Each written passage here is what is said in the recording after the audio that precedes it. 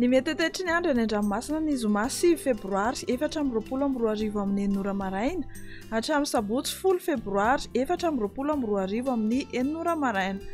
Manentana antsika mpampiasa ranomasina trano mba ho mailo eny amin'ny morontsiraka eny. Ho amin'ny morontsiraka Atsinanana, tanjona Bobaomby hatrany amin'ny tanjona Angotsy dia anorana mahalana. Ho avy atsimon'ny-drivotra ny Maraina ka ho 7 km isan'ora.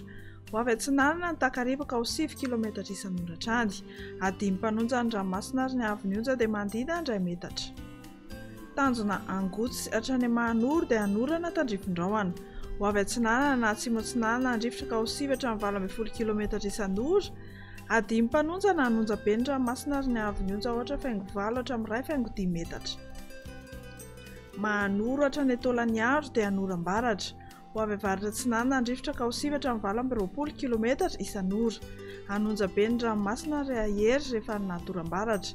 Ny avonionja kosa 2,5 hatramin'ny 2 metatra, hatratra 2,10 metatra indraindray. Taolagnaro hatrany amin'ny tanjona Vohimena dia andrahoana vitsy. Ho avy avaratra Atsinanana ny rivotra ka ho 7 hatramin'ny 20 km isan'ora.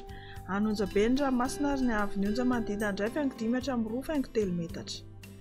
Ho amin'ny morontsiraka Andrefana, tanjona Vohimena hatrany amin'ny tanjona Akabo dia andrahoana vitsy.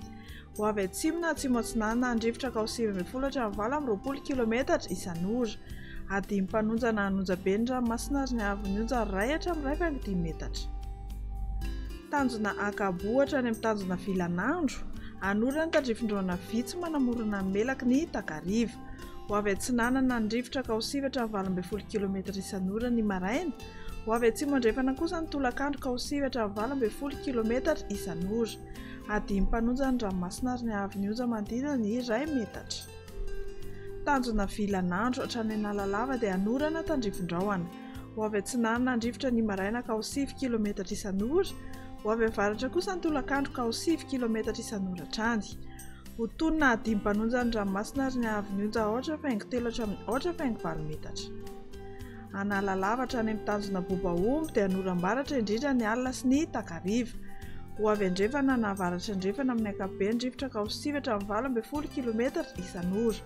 Ho tonina adimy mpanonja ny ranomasina, hanonja be indraindray rehefa ao anaty oram-baratra. Ny avonionja kosa 8,3 hatramin'ny 8,9 metatra, hatratra 2,10 hatramin'ny 2 metatra any anaty orana.